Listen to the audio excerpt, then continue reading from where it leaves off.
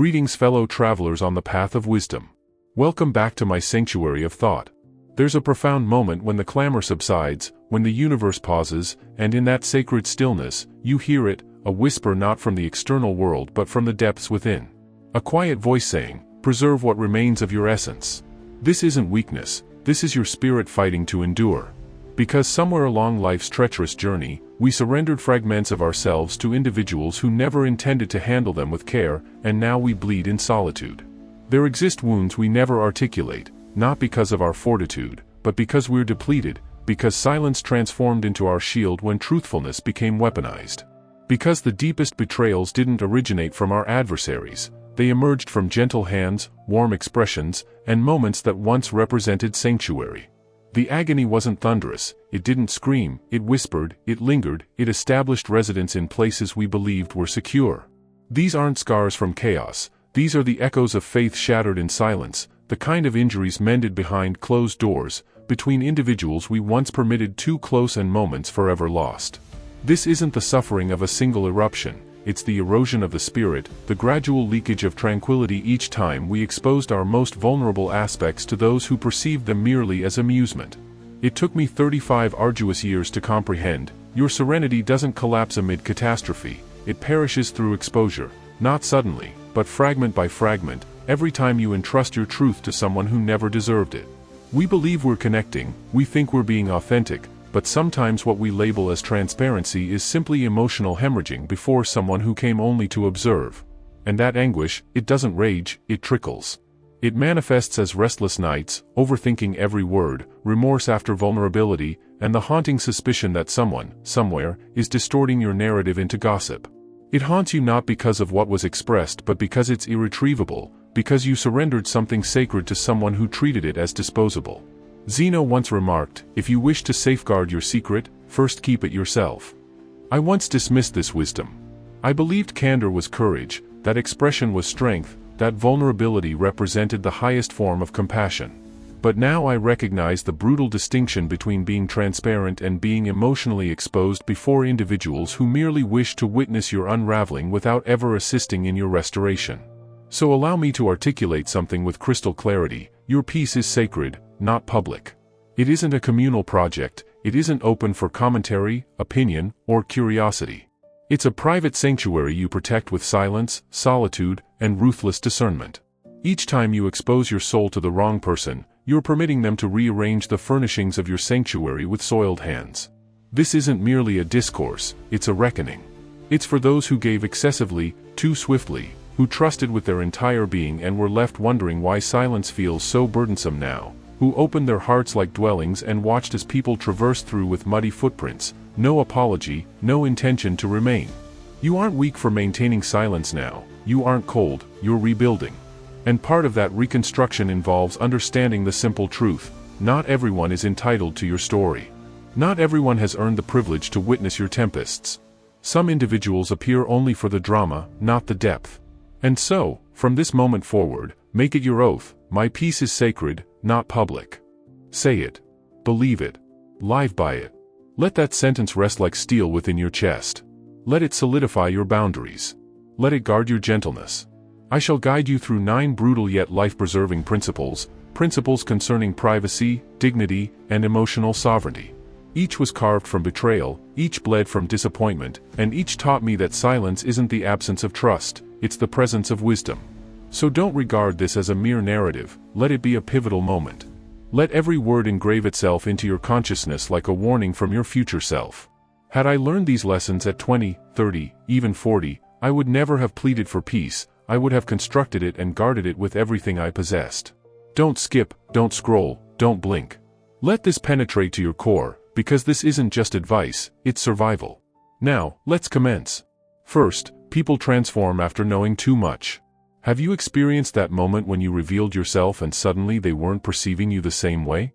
The eyes that once reflected admiration now see something else. That smile you believed was genuine turns cold. They don't listen as they once did. Instead of support, there's something strange, something distant permeating the atmosphere. It's as if they were championing you, but now they're merely observing, waiting for you to falter. Why does this occur? Because people change when the mystery surrounding you evaporates, when what was once intriguing about you, the untold, unseen aspects of your existence, get spilled forth. What they admired was the illusion, not the reality. They were applauding the version of you that wasn't fully human. The moment you become human to them, they begin perceiving flaws, and that's when everything starts to fracture. They won't always assault you with daggers though. Sometimes it's quieter, a backhanded remark here, a moment of silence there, a strange distance that creeps in when they're supposed to be closest. It's not always cruel, it's just different, and it's chilling, that shift in how they perceive you. It's not coincidental. People change when they learn too much, when they see the genuine struggle you're facing internally instead of the composed countenance you've learned to display. There's something primal about this, something that cuts deep. The moment they know too much, they lose the reverence they once had. It's as if they've uncovered the magic trick, and now all they see are the hands that were manipulating the strings. Here's the crucial point: the moment you overshare, you sacrifice your power. You scatter your energy into the wrong hands. You expose yourself to those who never earned the right to glimpse your soul. You invite judgment from people who were never meant to comprehend your struggles. When you reveal too much, they'll never regard you the same way again. Remember what Epictetus said: be careful to leave your children well instructed rather than rich, for the hopes of the instructed are better than the wealth of the ignorant. That's you. Don't let your words drain your strength. Don't surrender the essence of your being to someone who won't protect it as sacred. Let your silence resonate more powerfully than your confessions. Let them sense your power without ever fully knowing the narrative. Teach them your strength, your character, not your pain. Because when they don't know your complete story, they can't twist it. They can't weaponize what they never had the right to hold. Guard your narrative. Control your silence. Share your soul only with those who truly understand its worth. Those who truly love you don't need the full story, they respect the soul beneath it. And that's all that matters. Second, your vulnerability is currency, spend it wisely. Not everyone deserves front row access to the battle raging within you. We've all been advised to open up, that vulnerability is a form of strength, and it is, but only when it's guarded like the treasure it represents, not when it's cast out, scattered to anyone who will listen for a fleeting sense of connection. That's not strength, that's surrender. Vulnerability is a sacred currency. It's not a free-for-all giveaway, it's a transaction built on trust, not desperation. When you offer your pain to someone who hasn't earned your trust, you devalue it. You're handing over your sacred scars like a prize in a contest no one deserves to enter. And the worst part? They don't respect it. They use it to entertain themselves, to fill the silence, to make themselves feel less isolated. That's not healing, that's self-betrayal. There's power in restraint, a quiet, simmering power that pulses in the spaces between words, in the moments of silence. It's the strength of not reaching out to them when your heart is breaking. It's the mastery of containing your pain instead of spilling it to anyone who inquires. Because when you speak too soon, you're robbing yourself of the power that comes from enduring your battles in silence. In Stoicism, there's a principle called enkratia, mastery of oneself, not control over others, not the power to dictate what transpires around you. It's the brutal, raw mastery of your own reactions, your own words, your emotions. And here's the reality: when you share everything with everyone, you lose that mastery. You lay your self-respect out in the open like a game of poker with people who might abandon the game halfway through the deal. People don't always want to hear your secrets to help you, sometimes they're just seeking a moment to feel better about their own chaos. And once they've taken what they need, they vanish, leaving your vulnerability echoing in an empty chamber. So let your pain mature. Let it burn through you until it teaches you something. Don't make it someone else's lesson before you've learned from it yourself. Your soul isn't a vending machine. Stop giving it away for the price of temporary company. It's not a transaction, it's a treasure, and only those who truly deserve to witness it should ever be permitted to see it. Third, people don't listen, they collect. Some people don't listen to understand, they listen to collect. Every word you speak, every wound you expose, every name you mention, it's not a moment of connection, it's an inventory they're taking. Mental snapshots, filling their emotional warehouse with your deepest fears, your weakest moments. And one day, when the time is right for them, they'll bring it all out, not to console you, not to heal you. No, they'll use it to control you, to manipulate a situation they're not even part of, to twist your pain and transform it into their power. The worst part? It's the ones closest to you, the ones you thought were your haven, the ones you believed would hold your secrets like sacred treasures. But instead, you're just feeding their curiosity. You thought they were listening with compassion, but all they were doing was smiling while taking mental notes, storing up your vulnerability like precious ammunition. And when they go quiet after you speak, that's not peace, it's not understanding. That's cold, calculating analysis. They're dissecting your words, finding the weak points in your narrative. Then, down the line, when you least expect it, the very story you thought you entrusted to someone you loved, it'll be reshaped, rehashed, and used against you. That's the deepest betrayal, not from your enemies, not from strangers. It comes from those who sat in your presence, listened to your heart, and departed as though your pain was just a convenient tool they could utilize later. Marcus Aurelius once said, "The best revenge is not to be like your enemy." Don't become cold, don't let the world turn your heart into stone. But become calculated. Guard your words like you're holding the last weapon you possess. Test the waters before you trust anyone with the depths of who you are. Speak less, and when you do, speak in a way that they can't twist, can't turn into something else, things that cannot be used as weapons against you, things that cannot be rearranged and transformed into a tool for their manipulation. Not everyone who collects your pain is looking to comfort you, some are hoarding ammunition for later. And when you let them in, they'll use it eventually. Fourth, oversharing is often disguised loneliness. Sometimes we talk too much, not because we trust, but because we're desperate to be seen. You feel at the moment the floodgates open. They seem interested, they're nodding, leaning in, giving you just enough attention to make you believe this connection is genuine. So you let it pour out, your childhood wounds, your adult failures, your trauma, your grief, your guilt. It's all spilling forth like a dam that's been holding back the torrent of everything you've carried, everything you've concealed. But the moment you stop, the emptiness hits harder than before. That bond you thought was forming? It's just an illusion. You didn't need someone to hear you, you needed someone to hold you, to sit with you in the quiet, in the space where words aren't necessary, where presence is the comfort. But no, you handed over your blueprint, your deepest secrets, your darkest moments. Now someone else walks around with your truth. They don't carry the weight of it the way you do, they've got it like a souvenir they can discard when they're done. And you? You're left exposed, hollow, like the room has grown larger and colder. Your words didn't fill you, they emptied you. This happens when silence feels like a cage, when loneliness bullies you into confession. It's the pain of being so weary of your own company that you'll spill everything to anyone who will listen. But here's the truth, loneliness isn't solved by company, it's solved by self-companionship. Stoicism teaches us self-sufficiency.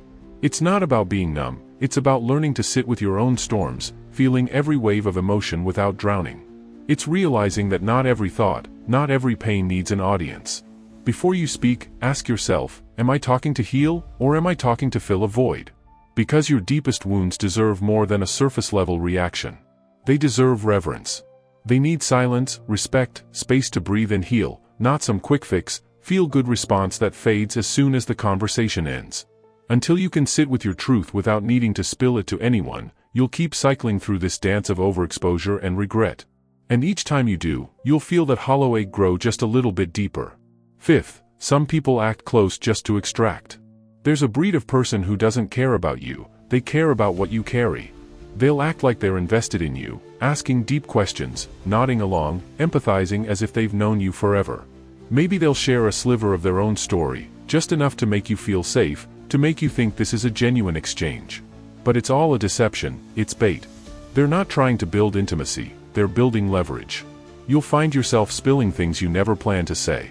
It'll hit you like a punch to the gut, wow, I've never told anyone this. You think you've found someone who understands you, someone you can trust. But later, that trust will feel like dust in your mouth, because it was never mutual. You were never being supported, you were being studied. And that false sense of security they created? That's what entraps you, makes you think, maybe I can trust them. But trust isn't built in shallow, manipulative conversations, it's built in action, real, consistent action. Cleanthes, a Stoic philosopher, once said, "Better to trip with the feet than with the tongue." What you say can destroy you faster than what you do. Words are weapons, and some people are just waiting for you to hand them the ammunition. Some people get close not to love you but to gather your fears, your mistakes, your weaknesses, like they're collecting tools for their own manipulation or control. They pry open your past, dig into your shame, extract your secrets, all for their own comfort, to feed their own agenda. Don't get caught up in their charisma. Don't fall for the smooth words or the charming act. Fall for consistency. Watch how they behave when you say no. Watch how they react when you disagree. Watch how they disappear when you're unavailable. That's when the truth is revealed, when the mask falls. If they vanish when you go quiet, when you stop giving them your energy, that silence just saved you. It's the shield you needed, the warning you ignored before. Trust the silence, it's speaking louder than any sweet-talking facade ever will. Sixth, when people know too much, they stop respecting the mystery, you lose your power. In the beginning, people are drawn to the mystery of you. They're curious, fascinated, almost enchanted by the quiet confidence you exude. It's like they're staring into the abyss of your unspoken story, and that silence pulls them in, makes them wonder. But the more you talk, the more they label you. They don't respect you for your silence anymore. They start seeing your flaws, your fears, your weaknesses, things that until now were hidden, kept in the shadows where only you controlled the light. You go from being a mystery to being an open book, and in that transition, something powerful vanishes, the respect. They'll start finishing your sentences, predicting your moves as if they've cracked the code, laughing at your dreams, mocking what once seemed invincible. And the worst is when they stop seeing you as someone powerful because you've taken away the very thing that gave you that power, the silence, that ability to keep them guessing, to keep them wondering, to leave them wanting more. Seneca said, "Speech is silver, silence is golden." The more you stay golden, the more you make your presence felt without ever saying a word. You don't know your past to anyone who asks. You don't need to open up every dark corner just because someone's curious, just because they want to get in. Your story is not entertainment, it's sacred. When you withhold parts of yourself, when you don't spill every detail for the sake of conversation, you protect the mystery. You guard the power that makes people respect you. And you protect something even more important, your peace. Because when people can't fully define you, when they can't put you in a neat little box, they can't control you. Stay quiet. Let your presence speak. Let your progress be felt without explanation. Your story doesn't need to be narrated, it's lived. And that's where the real respect lies, in the mystery that no one can touch. Seventh, most people talk to respond, not to understand. You think they're listening, but they're not. They're just waiting for their turn. They nod, they smile, they say, "That's unbelievable," but their mind is already miles away, rehearsing their next line. They're not absorbing your pain, they're calculating their comeback. And when they finally speak, it's not comfort, it's comparison. You tell them you're hurting, and they jump into their own story, as if your struggle is just a segue into their misery. You say you're struggling, feeling crushed beneath the weight of it all, and they fire back with, "You think that's bad? Let me tell you about what I went through." Suddenly, it's not about you anymore. It becomes a competition of whose wounds are deeper, whose pain is more unbearable. It becomes a sick game of one-upmanship. And you? You entered seeking empathy but depart with exhaustion, feeling more empty than when you arrived. Stoicism warns us against this illusion of connection. Epictetus said, "We have 2 ears and 1 mouth so that we can listen twice as much as we speak." But here's the thing, today's world has flipped it. People speak twice as much and listen only to be heard. Their ears are closed, their mouths are wide open. And that's where you need to draw the line. Don't spill sacred pain into shallow ears. Don't waste your soul on those who won't even give you their full attention. Test their patience. Test their silence. If they can't handle your pause, the gap between your words, they don't deserve your truth. You're not a story to be skimmed, you're a soul to be honored. And if they can't handle the weight of your words, if they can't sit in the discomfort with you, then keep your truth to yourself. Because not everyone who hears you is listening, and not everyone who listens deserves to hear. Eighth, your peace is more powerful than their opinion. Every time you overshare, you open the floodgates, and what comes rushing in isn't understanding. It's a tsunami of opinions, drowning you with their noise, their judgments, their advice that comes wrapped in the misery of their own unhealed wounds. These opinions aren't just opinions. They're chains, heavy, suffocating chains that wrap themselves around your thoughts, your decisions, your very being. The moment you let their voices enter, you start to question your every move. You start second-guessing your pace, your dreams, the fire that burns deep in your soul. You'll be lost in the echo of their voices, each one telling you what they think is best, as if they know you, as if they've ever felt your pain. They'll tell you, "I wouldn't do that if I were you." And for a moment, you'll feel your fire flicker. For a moment, you'll think, maybe I'm wrong, maybe they're right. But Marcus Aurelius said it best, if you seek tranquility, do less. Or more accurately, do what's essential. And what is essential? It's your peace, your unwavering, unshakable peace. Not the approval of people who don't even know the truth of your journey. not the opinions of those who haven't seen the darkness you've clawed through to reach where you are. They don't understand your struggle, and they certainly don't understand your sacrifice. Stop explaining yourself to the wrong people. Stop seeking approval from the half-listening, the shallow-minded, the ones who can't see your vision. You owe them nothing. Your truth is sacred, and they don't deserve to rewrite it with their doubts. Some battles, some scars, they're not meant to be shared. Some transformations are forged in the darkness where no one can interrupt your metamorphosis. In the quiet, in the solitude, you become unbreakable. And every time you hand your truth to the wrong person, you gamble your peace, your sanity, your power for their pity. You offer them your soul, only for them to toss it aside, leaving you hollow, exposed, like a cracked vessel. This is not your path. Stop bargaining with your peace. Stop letting others carve into your soul with their hollow advice. Stop shrinking your power for the comfort of others. Hold your journey close, too close for anyone else to touch. Let your peace become the fire that burns through their confusion, their noise, and their judgments. Let your silence become the storm that consumes everything they think they know about you. When you protect your peace, you protect your soul. You become the tornado that no one can control. Your peace is the weapon that will break their chains and leave them shaking in the wake of your transformation. They can never take what you refuse to give. 9th, the deepest connections don't need explanation. When it's real, you don't have to say a word. Some souls just understand. They don't need to hear the chapters of your life spilled onto the table. They don't need a narrative of your suffering to know the weight you carry. Your silence speaks louder than your voice ever could.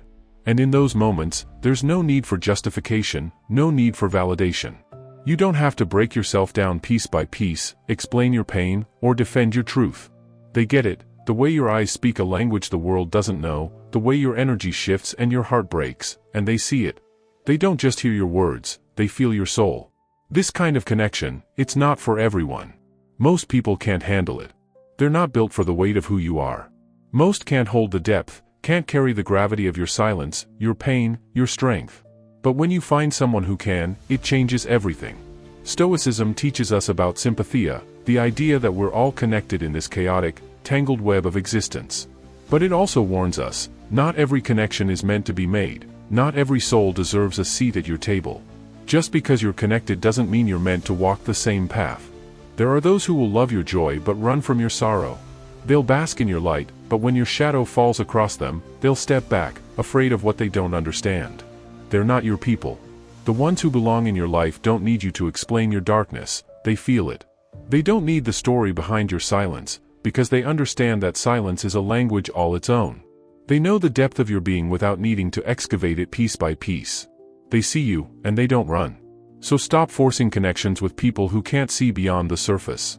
Wait for the ones who see you in the quiet, who can feel your pain without needing the details. Those are the ones who are worthy of your story. Save your truth for those who don't flinch when you fall silent, the ones who don't need words to feel the weight of your soul. Those are the people who will lift you, not break you. And they are rare, but when you find them, they'll become the solid ground beneath your feet. Stop offering pieces of your soul like they're on clearance. You are not a discount version of yourself. You are a storm, a silence, a sanctuary, and not everyone deserves to enter. Stoicism teaches us one brutal truth: what you give freely, the world will trample. Marcus Aurelius said, "The tranquility that comes when you stop caring what they say or think or do, that's not detachment, it's discipline." So guard your peace like it's sacred scripture. Protect your story like it's war strategy. Because when you move in silence, when you choose stillness over spectacle, you stop living for applause and start living in alignment. Your life is not a confession booth for the unworthy, and your purpose, it doesn't need validation, it needs protection, precision, and presence. If this ripped something open inside you, if it slapped your soul awake, share it. Don't let this message sit in silence. Let it echo.